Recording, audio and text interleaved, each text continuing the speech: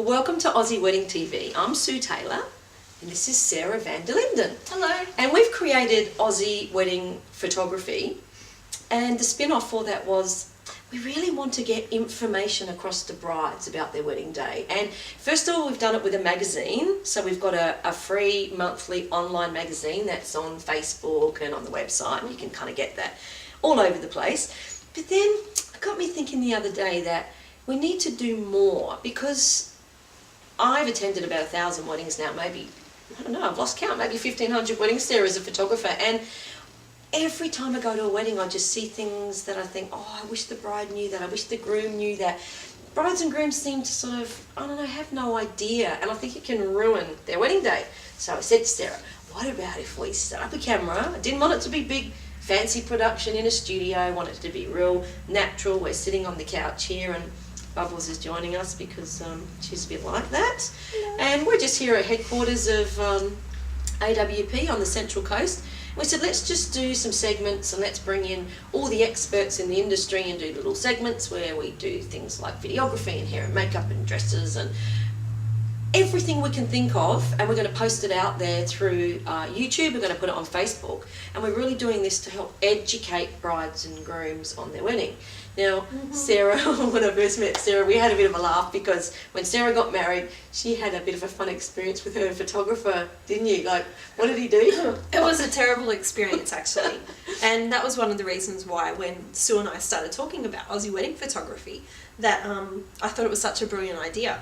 I was actually living in the Hunter Valley at the time, and up there a few years ago, you know, there was hardly any photographers. There wasn't much going on then, was there, years ago? Not at all. And you don't assume that a Sydney photographer will travel. Well, it's not there. that far. It's not, but some people they think it's they don't miles. think that, exactly. So then what happened was I found a guy, and we saw his work, and we met him beforehand, and you know, we thought he was great. And so you felt comfortable with him when you met him and everything? Exactly. Okay. Then he turned up to my wedding. Now, you know, I kind of was a little bit of a bridezilla, I'll be honest there. And it was mainly to do with colours, because I was sort of like, I was thinking, I'm not a very traditional person in a lot of respect, and I actually wanted to have all my photos and all the people around me sort of in toned down colours, sort of more pastel-y. That was just, she was a bridezilla. Yeah, I know. That was, and it was just mainly for the main people sort of in the wedding party and the parents and that type of thing. And my photographer, he turned up in a bright red jumper. Now, did you tell him about this theme? I honestly could not remember. I wish I had. I just assumed, and this shows you should never assume. Yeah. I just assumed that he would turn up in black, because most people... not like the couch here, bright red. It was brighter than because I know all my photographers and me always wear black, because you need to blend in, and it doesn't seem right to wear white because the bride's wearing that. Exactly. So he stood out like a beacon. Yes. Okay, so that was number one. Number one, yes. That was number one. Number two was probably the fact that he just did not seem to get where we were coming from. When we met, we said we wanted a lot more candid shots. Okay. So we technically didn't even have the bridal photo shoot. We had a few coming out of the chapel. Yeah. And he didn't, out of the whole day, he didn't get an image with me or my mother. There was also a few other people. There was hardly any photos of me and my husband together.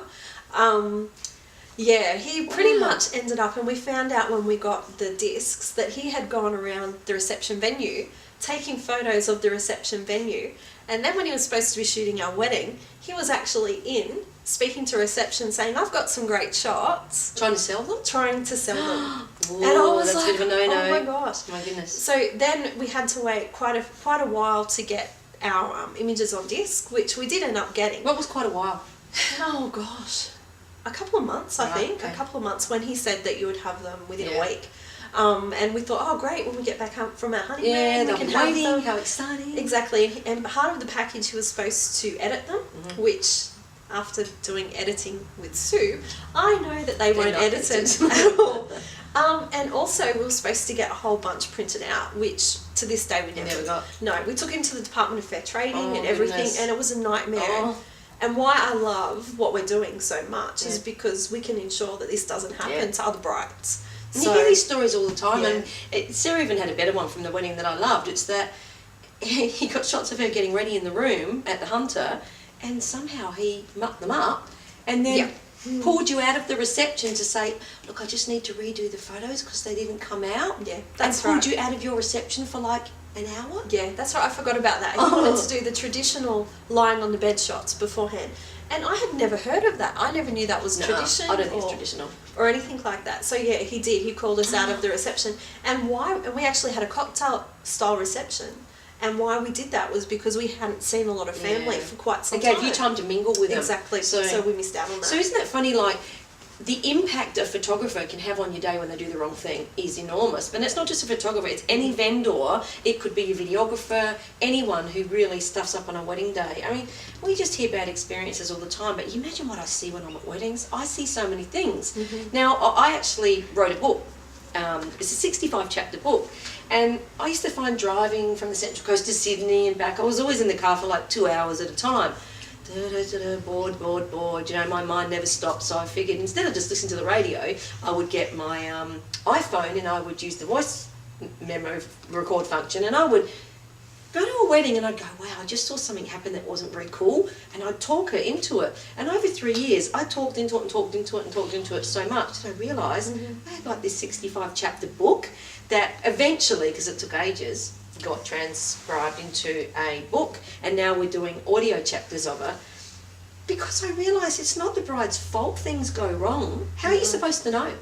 You don't. Well, when you hire a professional, especially you trust them, don't you? Exactly, but also we had met him, you know, so that's another thing. That theory goes out the door out the window completely, because, you know, I have seen amazing images from our AWP photographers that don't meet with couples before. Do you know what? If I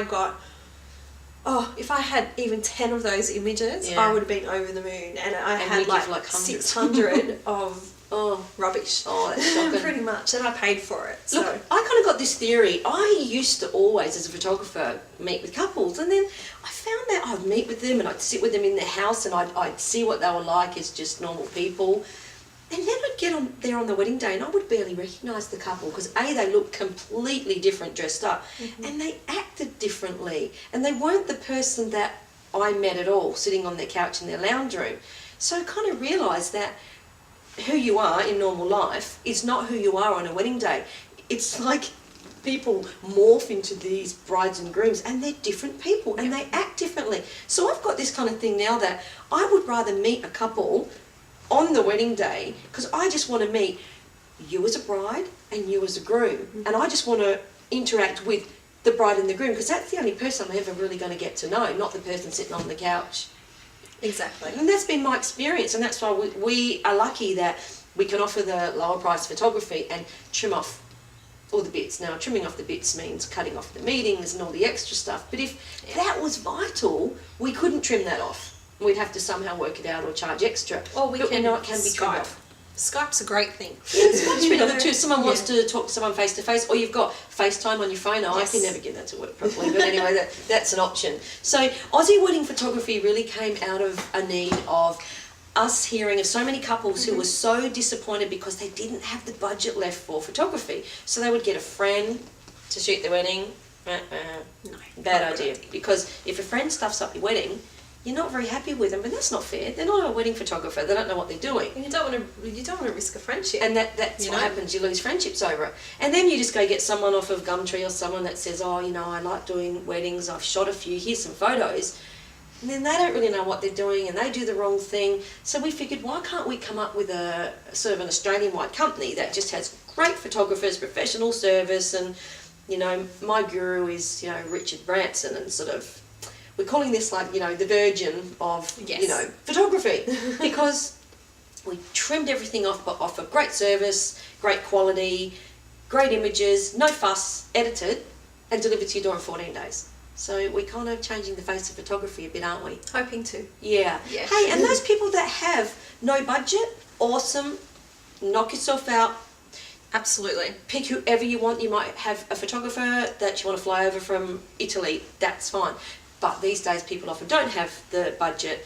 But why can you still not have great photos just because you have a smaller budget? At a great price. At a great price, and great then you service. can spend more on your honeymoon. That's right. Or on anything. Yeah. Anything you like, but honeymoon sounds good. It does, doesn't it? So that's kind of where Sarah and I came from with our concept for Aussie Wedding Photography, and we're here not just to help with photography, but to help with all aspects of the wedding industry, to answer your questions, help you out, and you know, we're kind of experts on it. Me, because of all my years and thousands of weddings I've shot. Sarah, because she's lived it as a bride and she knows what's good and what's bad.